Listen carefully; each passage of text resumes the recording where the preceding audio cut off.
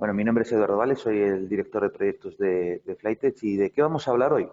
Bueno, pues hoy nos vamos a centrar en las nuevas tecnologías que están emergiendo ahora mismo en los data centers y vamos a ver cómo esto va a cambiar. Va a hacer unos cambios muy, muy grandes dentro de los propios data centers, ¿no?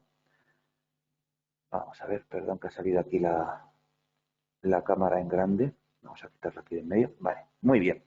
Bien, hay una frase que está muy centrada en toda la presentación que dice: cuando el poder real está en uno solo. Bien, veremos más adelante cómo el concepto de virtualización con el cual trabajamos normalmente no es un concepto de virtualización único, sino que existe un concepto de virtualización muchísimo más grande en el cual nos va a permitir sumar recursos, ¿no?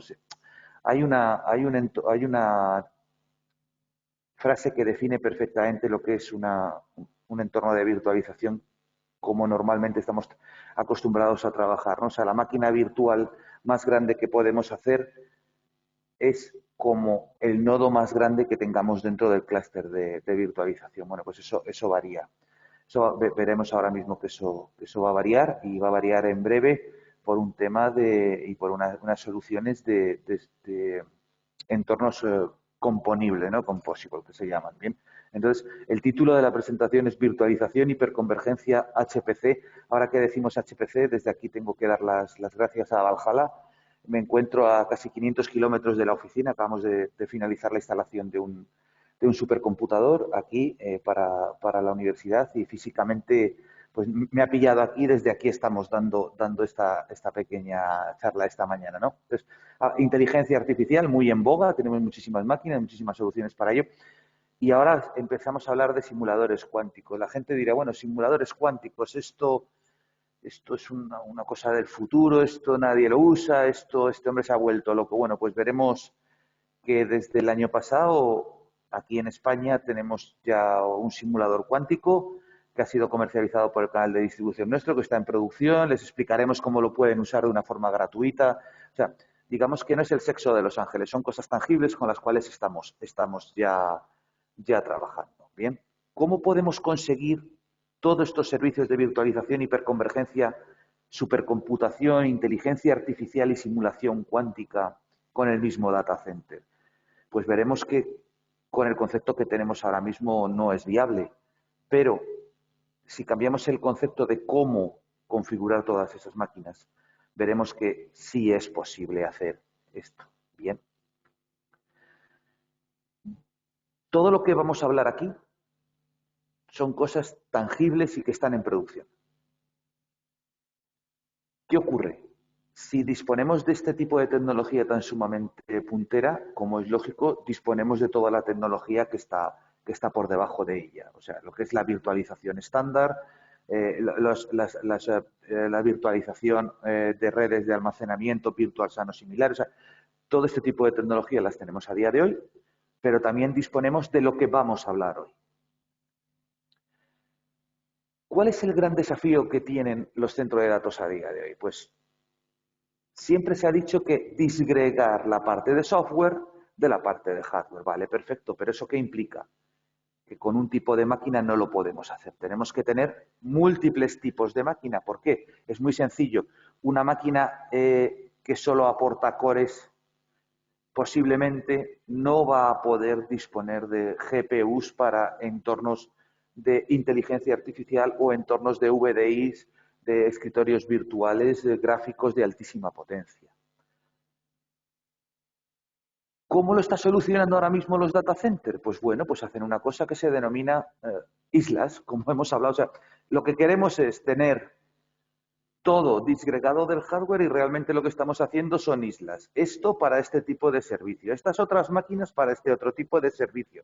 Lo que normalmente se denominan FAT nodes y que están aquí pues dibujados en color amarillo. O sea, ya no solo tenemos las máquinas normales, sino que tenemos otras máquinas que hacen otras cosas diferentes. Y además vamos a tener unos ready nodes que van a estar preparados para vSAN.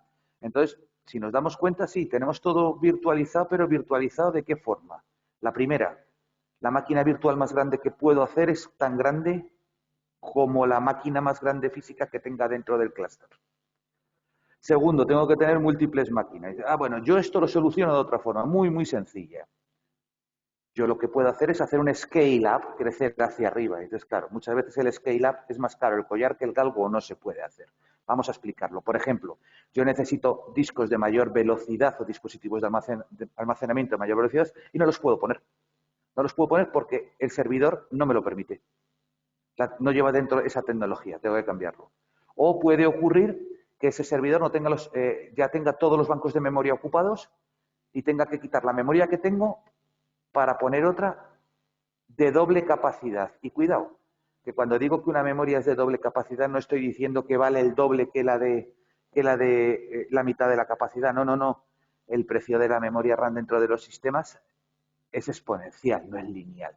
Entonces, claro, el scale-up, crecer hacia arriba, es muy complicado en muchas ocasiones. ¿Cómo se solventa esto? Pues arquitecturas de servidor componibles, las cuales están definidas por software, como es normal, pero que permiten crecimiento de servidor ilimitado y además de un modo rentable. Y dirán, ¿y cómo es posible que podamos crecer un servidor ilimitado? Pues ahora vamos a explicar cómo podemos hacer esto. A nivel de virtualización, toda la virtualización que ustedes conocen es en concepto de particionamiento. Yo tengo una máquina física o n máquinas físicas, nodos, los cuales yo internamente particiono y dentro de ese particionamiento le pongo máquinas virtuales dentro. ¿Perfecto? Podemos crecer en scale out, en modo lineal, o sea, en modo horizontal, no en modo vertical. Claro que podemos crecer en scale out, pero cuando crecemos en scale out lo que tenemos que hacer es sumar todos esos recursos, no como clúster, sino como una única máquina, y ahí es donde está el problema. Vamos a ver, ¿por qué nosotros hacemos supercomputación? HPC. Partimos el código en partes y a través de MPI lo lanzamos con los gestores de colas para que eso funcione. Porque realmente no hay un montante económico que nos permita tener una máquina de 128 microprocesadores con n cientos o miles de cores y n terabytes de memoria. Entonces, ¿qué ocurre? Distribuimos y ya está. Y con ese concepto lo hacemos. ¿Por qué? Por supervivencia a nivel de costes. Y por flexibilidad de no estar atado a un único fabricante. Y por abaratamiento de costes en mantenimiento, porque ese tipo de máquinas, su mantenimiento es brutal a nivel de costes. Software Defined Server, está claro, particionamiento. Lo que conocemos a día de hoy, dentro de una máquina cortamos y metemos máquinas virtuales.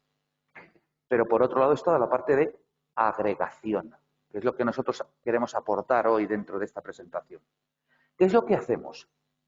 Sumamos los recursos del clúster como una única máquina.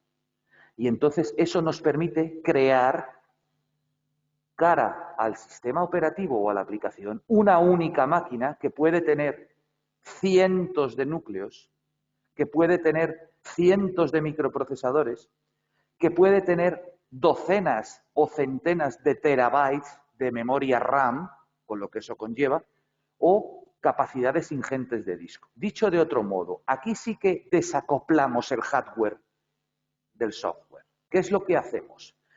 Vamos a poner una imagen ahora en breve donde podemos verlo mucho más claramente, pero el concepto ¿cuál es? Físicamente, ¿qué es lo que hacemos? Montamos una máquina, la cual físicamente va a tener los recursos necesarios para el servicio necesario. O sea, imaginemos, necesito tener una máquina que solo tenga 8 cores, pero que tenga 17 teras de memoria RAM. Difícil, difícil. Con este tipo de tecnologías es posible. ¿Por qué? Porque yo puedo acceder a todos los recursos de cómputo, de memoria, de almacenamiento y de comunicaciones, y con ellos monto una única máquina que de hecho solo tiene un único sistema operativo. Y una pequeña secuencia de arranque en todos los demás nodos de 6 megas por PXE levanta y automáticamente hay un solo sistema operativo el cual ve todos esos recursos. Esto es un grandísimo avance. Muchos servidores hacen un único sistema. ¿Qué ocurre con esto? Podemos soportar cualquier carga de trabajo. Podemos crecer en computación, en memoria o en entradas-salidas. Y luego también tenemos otra opción, que es la que normalmente se suele utilizar en los simuladores cuánticos. Un único servidor, como un único servidor, múltiple, ingente cantidad de memoria RAM. Porque ahora veremos que la computación, la simulación cuántica a nivel de computación lo que necesita es memoria RAM, mucha memoria RAM. Mientras que un computador cuántico realmente no necesita esa memoria RAM. Habrá capas superiores donde ingresarán las necesidades de aplicativo y luego se procesará internamente a nivel de radiofrecuencia en torno a unos 6 gigahercios por cada qubit, más o menos, estamos hablando. Bien, entonces, centrémonos. ¿Qué es lo que podemos hacer? Podemos coger y sumar la memoria RAM de todos los nodos que tenemos del clúster como si fuera solo una máquina. Pero como la memoria RAM es muy, muy cara, podemos sumar todos los dispositivos de almacenamiento de alta velocidad como los NVMEs, también como si fuera memoria RAM. ¿Qué ocurrirá? Que tendrá 10 veces más latencia, 10 veces más latencia que la memoria RAM. Pero en nuestro caso no es un problema, porque lo que necesitamos es capacidad para subir el mayor número y poder soportar el mayor número de qubits dentro del propio clúster. Entonces, vamos a ver una imagen. ¿Cuál sería nuestro objetivo? Tener el scale out y el scale up en la misma arquitectura. Y que además con APIs abiertas, depende de la necesidad que tengamos, por ejemplo, en Big Data, poder coger y montar unas máquinas concretas. Y cuando digo unas máquinas no son varias, es que cada sistema operativo solo hay una, porque habría solo un solo sistema operativo para esa solución, ¿no? Y luego, por otro lado, también podemos hacerlo una capa de memoria de almacenamiento unificada. Podemos sumar toda la memoria que tengamos en el clúster para generar una única máquina. Como es lógico, un clúster no solo da servicio a una máquina, puede hacer muchas máquinas diferentes. O sea, por ejemplo, en Big Data necesitaríamos aquí en esta parte superior, agruparíamos 3 máquinas con su memoria, pero realmente solo habría un sistema operativo para esa unión de esas 3 máquinas. Y esas 3 máquinas aportarían los recursos. Pero cuidado, que a lo mejor esa máquina de Big Data también necesita los recursos de capacidad para HDFS. Y entonces, automáticamente, toda la parte de SSD de estas otras máquinas se aportarían dentro de este propio sistema operativo. O, por ejemplo, muy poca capacidad a nivel de proceso para aplicaciones in memory. Pero si una ingente cantidad de memoria RAM, sumaríamos memoria RAM. Entonces, ¿qué ocurre con esto? Físicamente podemos coger recursos de todas las máquinas que tengamos dentro del clúster y generar una única máquina, que es lo más necesario a día de hoy. ¿Para qué? Para que ni siquiera además tuviéramos que cambiar el tipo de aplicación. O sea, ¿nuestro objetivo cuál es? Hacemos este tipo... O sea, siempre se han hecho supercomputadores y cosas parecidas. ¿En base a qué? En base a que no puedo tener una única máquina. Ahora sí se puede tener una única máquina. Todo esto, además, empieza a cambiar cosas, porque, por ejemplo, vemos el proyecto Monterrey de VMware. Esta información es de hace 3 semanas. Empiezan a salir un tipo de tarjetas SmartNICs, que tienen, basadas en FPGAs, que permiten tener hasta 2 hipervisores dentro de la propia tarjeta. ¿Para qué? Para temas de seguridad y temas de aceleración a nivel de baja latencia. Todo este tipo de tecnologías en breve van a estar. Esta diapositiva concreta y la diapositiva siguiente a día de hoy todavía no está operativa. Los dispositivos sí están y se están integrando dentro de los sistemas operativos más estándares a nivel de virtualización y sistema operativo on-premise, o sea, dentro de la propia máquina. Y luego, SmartNICs, donde toda la seguridad va por hardware dentro de la propia tarjeta. ¿Eso qué permite? Que toda la parte de cómputo es disgregada. También existe otro tipo de tecnología, la cual también van a ver ustedes dentro de muy poco, que son dispositivos aceleradores que llevan encriptación dentro del propio cloud, pero que esa tarjeta publica la información a través de PCI Express con un backend independiente. Dicho de otro modo, se van a poder montar redes de almacenamiento independientes a los servidores, pero que están montadas en modo distribuido dentro de cada uno de los servidores. Esto daría para estar hablando 5 horas y hacer una serie de presentaciones. Yo les emplazo si están interesados en algo de este tipo de almacenamientos, por ejemplo, que ya existen a día de hoy, donde el control plane está en cloud y el data plane está en un backend dentro de cada máquina. Eso ya podemos disponer de ello. Bien, Memory One para simulaciones cuánticas. ¿Qué es lo que hacemos? Cogemos y toda la parte de memoria RAM, más toda la parte de NVMe en SSD, de todas las máquinas que dispongamos, decidimos de cuáles lo cogemos y montamos solo una máquina. Importante, COTS, hardware COTS, o sea, hardware estándar. Yo puedo tener hardware estándar o sumar todo el hardware que tenga como una única máquina. Y esto es un gran vuelco a nivel de centro de procesos de datos. Por ejemplo, con Intel Optane o similares. ¿Por qué hablamos de simulación cuántica para este tipo de soluciones? ¿Por qué? Pues es muy sencillo. Porque realmente cada qubit, en una resolución estándar de 8 bytes, cada qubit es 8 bytes por 2 elevado a n. Ese 2 elevado a n, el n es la cantidad de qubits.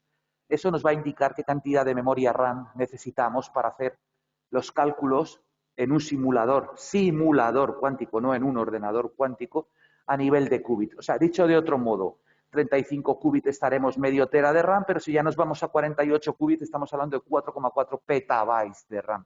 Hablamos de palabras mayores. Entonces, ¿la situación cuál es?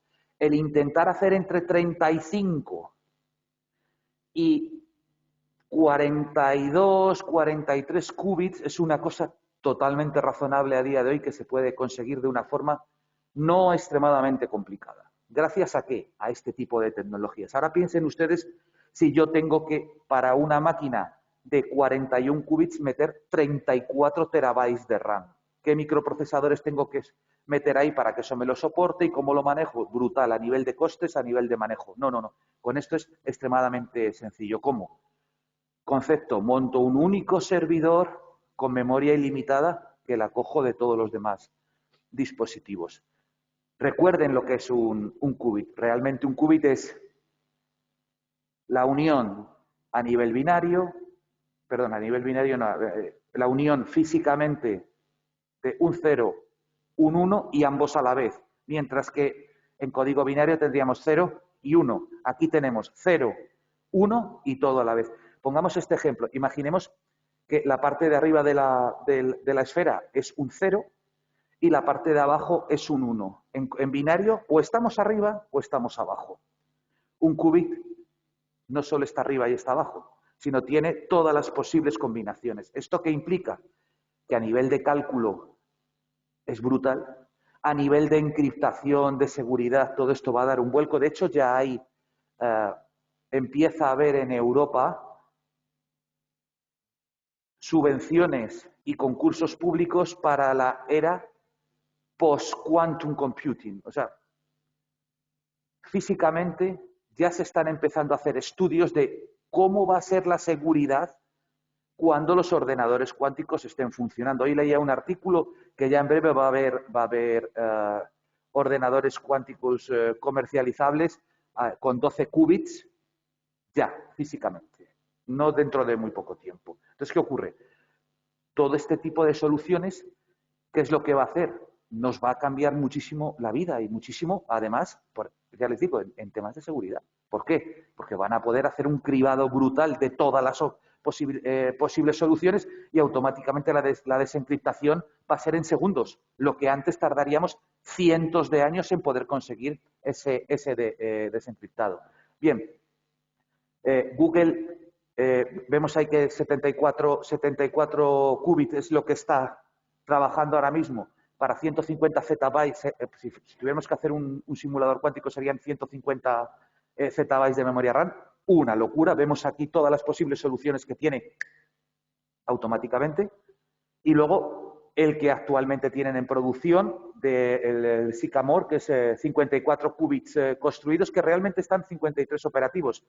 ¿Por qué? Porque cuando montaron los cableados de radiofrecuencia, pues uno debió de fallar ya cuando lo metieron cerca del cero absoluto, porque tiene que funcionar muy cerca del cero absoluto a nivel de superconducción, porque el qubit es muy, muy inestable por temas de radiofrecuencia y por otra serie de variables, tiene que estar muy, muy cerca del cero absoluto.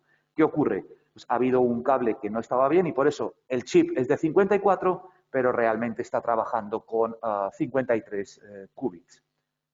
Esto sería todas las cantidad de memoria que necesitaríamos equivalente para poder simular lo que es un ordenador cuántico, no un simulador cuántico. Entonces, ahora mismo, ¿qué diríamos? Bueno, pues ahora las empresas que están trabajando con ordenadores cuánticos son Google, tal, las que todos sabemos, IBM, tal, y en algunos sitios por ahí de Estados Unidos o sitios muy punteros de Europa, pues empieza a haber simuladores cuánticos. Señores, señoras, nosotros somos punteros en esto. Y cuando digo nosotros, digo el territorio nacional, el territorio español. Somos punteros en esto. ¿Por qué?